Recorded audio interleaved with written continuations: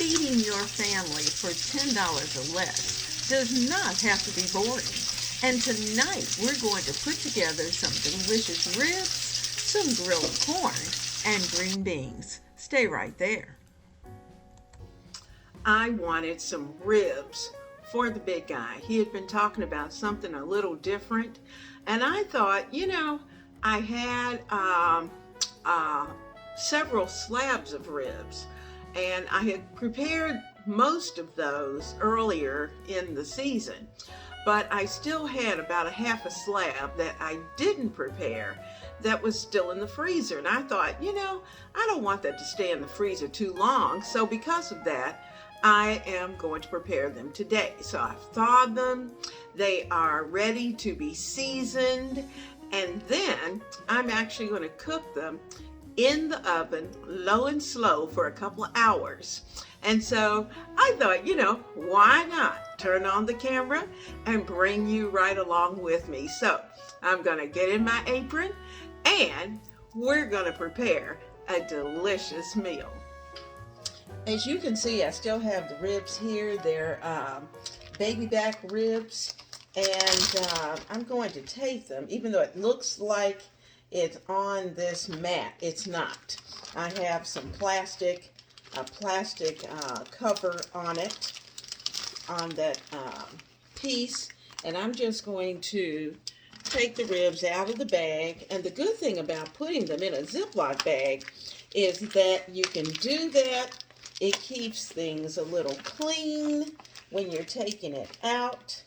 So all of that is going to go into that Ziploc bag, and I'm going to do away with that. Now I'm going to take this and I'm going to put it, I've got about a 4 paper towels deep of paper towels that are here. Then I'm going to kind of dry these off. I'm going to get some more, and so we can dry from the top, because I want these, I want just enough for the two of us. I want it to be good. And you can see I'm turning it over. And the nice thing about the paper towels too is that you don't have to come in to so much contact with your meat. So I'm drying my meat off, and I've been using my Omaha steak seasoning that I received, and I think I'm going to try them right here on these ribs. So let's see if I can get them going. Get it out. I've had this sitting for a while, and this little container is something else. So I am going to play around with opening just a little bit. Let me get a skewer and see if I can get that to come out a little faster. Okay, I used my skewer to make sure that it was well broken up inside, and I'm just sprinkling that on. Oh yeah, it's coming out better. And I have my pan, but my pan is in the oven. So I'm going to take this and I'm going to press it down onto the ribs. I'm going to flip it over. Like I said, I have it on a plastic covering. And I'm looking at this back. I thought I had taken the silver skin off, but I obviously hadn't. So I'm going to try to get under there without stabbing myself and see if I can pull that off. So let me get it started, because that's half the battle, getting it started. You can see I'm kind of wiggling that. And let me get a paper towel, see if I can get a hold of it and give it a good pull. I'm trying to do it all in one big swoop, but I don't know that that's going to happen. So we'll see. We'll do what we can do. Sometimes it's easier to hold it with a towel. It gives you a better grip. There it goes. There it goes. All right, that's what we want. We want all of that to come off. So I'm pulling all of this skin off. And you try to get as much of it off as you can. And like I see, I still have a little bit, but that's going to come up pretty easy as well. So there we go. We got that off. Voila. So now we're ready to season the back. And I'm seasoning this very well. I know it seems like I'm putting on an awful lot, but it's just because it's not coming out as fast as I thought it would. So I'm going to take out as much as I can, and then I'll give it a good rub, because that's what we need to do, rub it in. Now, you know, this seasoning smells very good, and I'm trying it to see if the mix works, because it has a few things in it that my house seasoning doesn't have. If I can put some on my hand and rub, rub, rub. I got my skewer that I was using, because you know how sometimes your spices that get a little chunky in the container? Well, that's what happened here.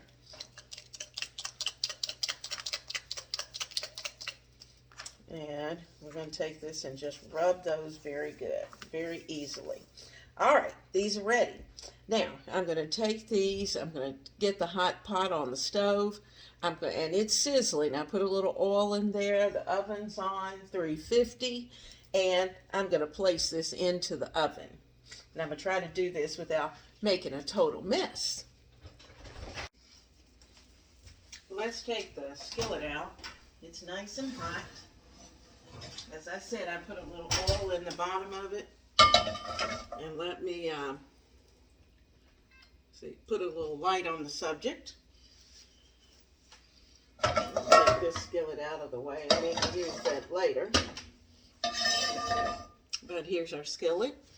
I'm going to pick up our ribs and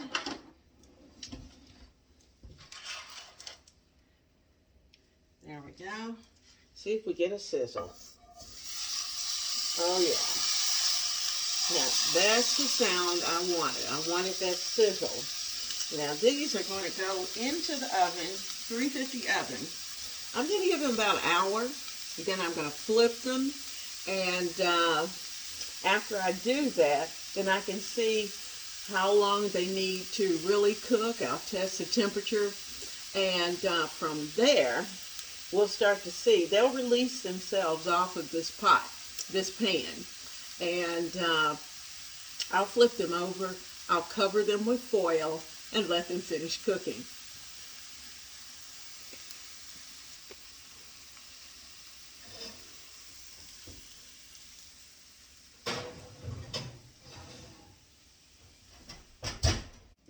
Now, we're going to take it out of the oven, and you're going to see how much it's changed since we had it just a few moments ago. Now, I started to do a little browning. I can still hear the sizzling, and I'm thinking I need maybe some tongs to flip this over. I'm getting some tongs. We're going to turn it over, see if it's ready. It's not quite ready yet because it hasn't released. So we're going to leave it there. But what I am going to do, because I don't want it to dry out, I'm going to cover this with some foil.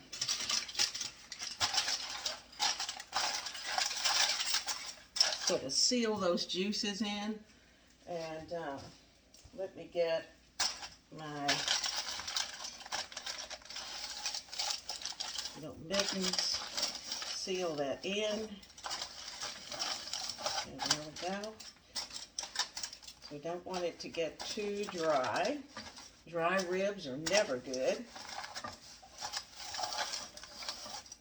And we'll put it back in the oven. Now I have turned the oven down to 300, and we'll be ready to go, hopefully to flip in about an hour.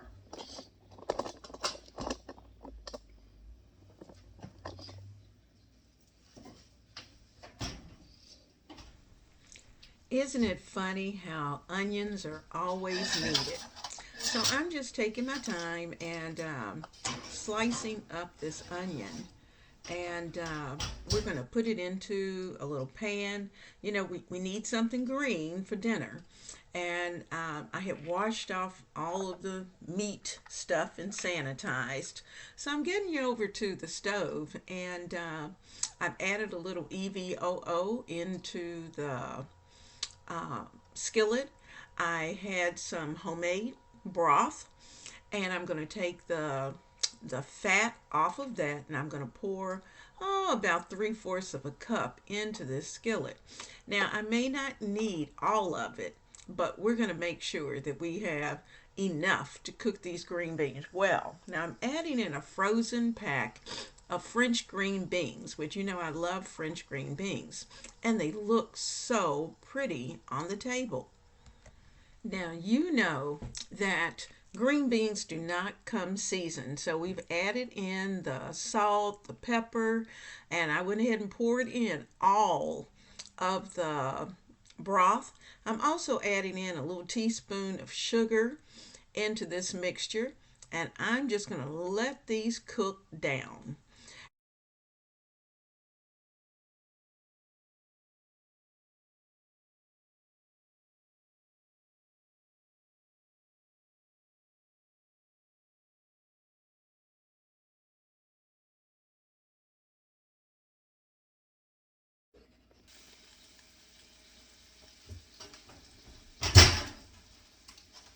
Okay, let's take this off. Woo, it's nice and sizzly. Let's see if we can get it to release from the pan so we can flip it over. Oh yeah, it's about to get there. I'm going to give it a little shove right there. And a little shove right there. It's just on the ends. You can see those bones are starting to pull away. Let me get you in here close. Those bones are pulling away. All right. Got a little bit of a stick, but not a lot. Woo! Don't they look pretty? Oh my goodness. Now, so I've turned it over, and I think what I'm going to start to do, I'm going to pull my sauce together, and we're going to start to baste this. Now, I'm just going to use a spoon, and I've got my barbecue sauce here. Give it a good stir. Now, because it's got quite a bit of brown sugar in it, I will definitely keep it covered because I don't want the brown sugar to just burn. And that's often what it will do, especially when you're dealing with a barbecue sauce. So I'm going to layer this on. I'm going to put the foil right back on it. These are cooking. We know they're cooking well. And one little teeny piece down here that I'm going to pick up. Give it a little taste. Oh yeah.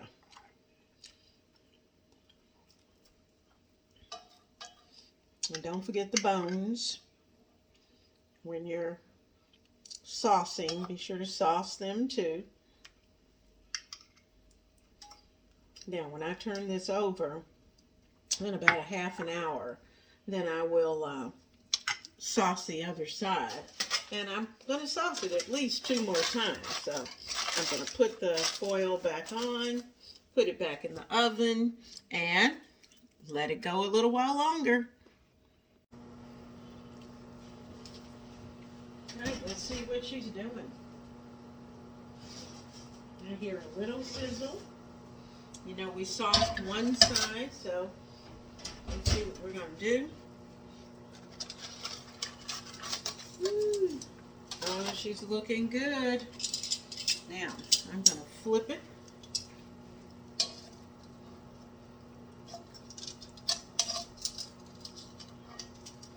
Turn her over. Oh, yeah. Oh, look, bones falling off already. All right, let's sauce this side. Start right here at the top with the bones. and let that sauce drizzle.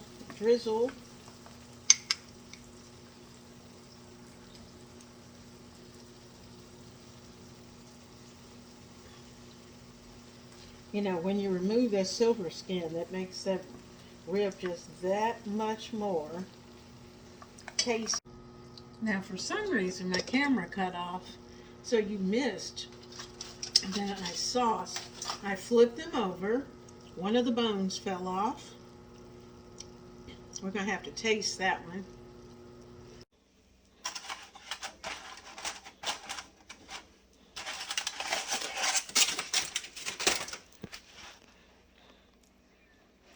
Do those ribs not look delicious? They are fall off the bone good.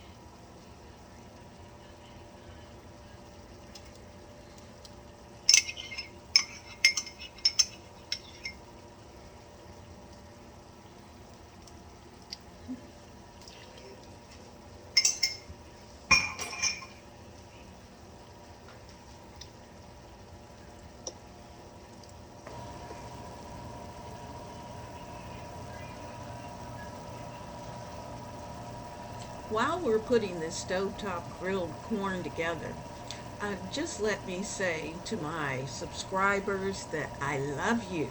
And I am so glad that you are on this journey with me because we are trying our best to feed our families for less than $10. Now, as long as you can get close to that $10, I feel pretty good. Now, you know what? Also, to those of you who are new subscribers, thank you so much for being a part of this family because I think you will want to stay and you will want to see what we're doing right here in the kitchen. Now, also, to those of you who are just visiting, you know, you can visit today and you can visit anytime you want to, but I would love for you to come and join us in the kitchen. So, think about that, subscribe, and tap that little bell icon so that you'll know every time I upload. What is better than golden corn that is going to be grilled until it's nice and toasty? And that's exactly what we're doing in this pan. You saw that I put the butter in first, let it melt, added the corn, and this was actually frozen corn. And what we're going to do is that we're just going to continue to, I got the heat pretty much on high, and we're just going to continue to turn it. And I want you to hear that good sizzling sound. So please excuse the fact that I had to do a little bit of shifting because I wanted you to see the green beans as well. If you look down in that pan, you're going to see that all of the broth is gone. Well, guess where it is? It's in those green beans and on those green beans. So all of that is cooked down.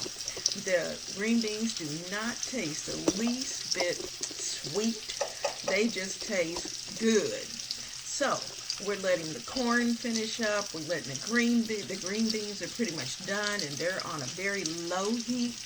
The corn will take a few minutes because I do want it to get pretty toasty. So I don't want it to stay too long in a spot because I don't want it to burn. But we're going to turn and turn until all the sides of this corn is just perfect. Now, the ribs are in the oven and actually they're finished. They are fall off the bone ready. So once this corn is finished, dinner is going to be ready to be placed on a plate, and it's going to be good. I purposely left this part in the video because I wanted you to experience what I'm experiencing right here in the kitchen. I wanted you to know the sounds, and as you hear those sounds, your mouth is going to water because your mind is already imagining what it's going to taste like. Now, I've called everyone to get ready for dinner. They are preparing their cups and glasses and getting ice in them so that we can pour a beverage and have that with our supper. And you know what? The fun part is that we're going to be eating together as a group. Now, let me say that as we experience what's going on in the kitchen, I'm going to give our ribs a little cut so that they're easier to handle, and then I'm going to have to give it a taste. And